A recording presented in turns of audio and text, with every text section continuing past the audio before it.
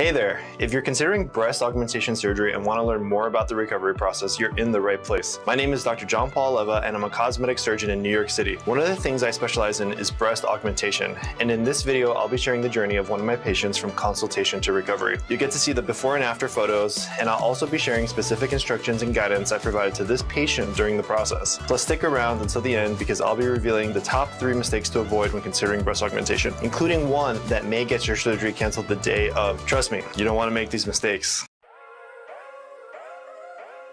First things first, choose the right implant. At Leva Medical, we believe silicone implants offer the most natural feel and are less likely to ripple or wrinkle compared to saline implants. Trust us, it's worth it to splurge on quality. After all, it's your body. Always make the investment in yourself. During your consultation, make sure to openly discuss goals and any concerns with your surgeon. To reduce the risk of complications, it's important to quit smoking and stop taking any medications that may interfere with surgery. And don't forget to temporarily remove piercings, including nipple piercings, the day of the surgery. Recovery is also a crucial part of the process. Make sure you have someone reliable to drive you home, and make sure stock up on plenty of Netflix and Hulu shows, obviously, to binge watch while you recover. And of course, don't forget to watch Leva Medical videos on YouTube for more helpful tips and information on breast augmentation surgery. Get ready for the transformation. Before your breast augmentation surgery, make sure to arrive to the surgery center looking and feeling fabulous. And don't forget to follow your pre-surgical instructions, including not to eat or drink anything after midnight and not wear any nail polish or makeup. Our anesthesiologist will thank you for following the rules. Wear loose, comfortable clothing like a zip-up hoodie or stretchy, non-fitted pants to ensure you're comfortable during recovery. And remember, no lotions or creams or glitter on your skin. We don't want any delays in surgery due to cleaning it off. During the surgery, you'll be blissfully unaware of any incisions being made while our skilled surgeons work their magic. At our practice, we use inframammary fold incisions and place the implant in a dual plane or submuscular position. That's really important to maximize results and minimize complications. The surgery typically takes 2 hours, and when you wake up, you'll be amazed by how little pain you have. Welcome to day 0. Now it's time to take a rest, relax. I know you're probably feeling a little sore and uncomfortable, but trust me, it's all worth it in the end. Here are a few things to keep in mind during your recovery. Keep the surgical bra on until your follow-up appointment the next day. This will help reduce any swelling, support your new implants. For the first 3 to 4 nights, make sure to sleep with the head of the bed elevated at 45 degrees to help the swelling go down. Avoid showering for the first 24 hours. Wait until after your follow-up appointment. You don't want to get your incisions wet before they've had a chance to heal. To prevent DVTs, which are deep vein thrombosis, or any pneumonia, make sure to take deep breaths and walk around regularly. Don't stay in bed or on the couch all day. Remember, you aren't sick. For the first 48 hours, minimize arm movements to ensure proper healing. Avoid lifting heavy objects or using your arms to support your body. Trust me, it's better to be safe than sorry. If you're feeling any discomfort, make sure to take your pain medications as prescribed. It's better to stay ahead of the pain than to let it get out of control. Day 1. Congrats on making it through the first 24 hours. Today you'll have a follow-up appointment for a wound check and to have photos taken. This is known as post-op day 1. Don't be alarmed by the swelling that you may experience after surgery. It's totally normal. In fact, it's common for patients to experience significant swelling in the first few days after breast augmentation surgery. But don't worry, this is not your final result. We'll show you what a patient looks like on day 8, and you'll see that the swelling gradually subsides as your body adjusts to the new implants and the surgical area heals. Trust in the process and follow the instructions provided by the surgeon to ensure a smooth recovery. In the meantime, here are a few things that you can do to help things along. If any bandages are wet, change them to prevent any skin from getting too moist. Do not remove the steri strips. Please do not remove the steri strips. We'll take those off on your next appointment.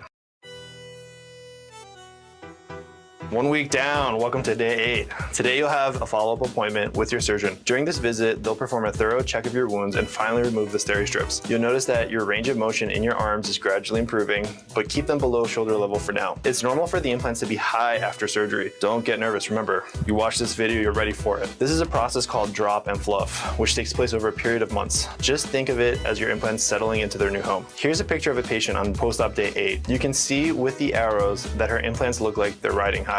Don't worry, this is totally normal, and it'll gradually lower as your body adjusts to the new implants.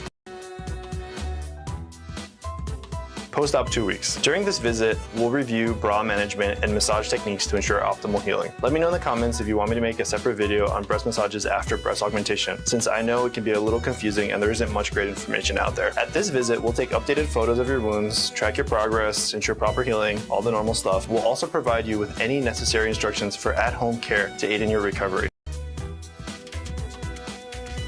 Post-op 1 month, you're slowly graduating. During the first month follow-up visit, we'll check out your scars, see how they're healing. We'll also snap some updated photos to document your progress. At 4 to 6 weeks post-op, you might be able to have some upper body workouts added to your routine. As long as you're not feeling any pain or discomfort, remember, if it hurts, don't do it. Just be aware that if your breast implants aren't settled into their final position, it's best to avoid chest or upper body exercises. Running is off the table for at least 6 weeks after surgery. When you do start running again, be sure to wear a sports bra to give your surgical area proper support and reduce strain.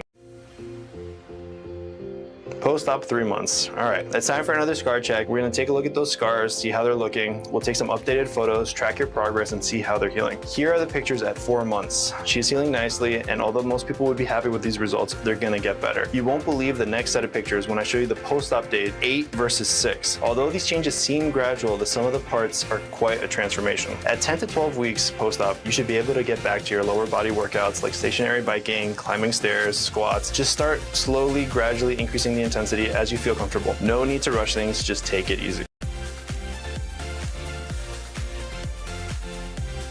Post-op 6 months. It's time for the final scar check. By 1 year post-op, the pigmentation of the scars should be faded and the scars will appear skin tone and color. Make sure to check out the video on scar tape.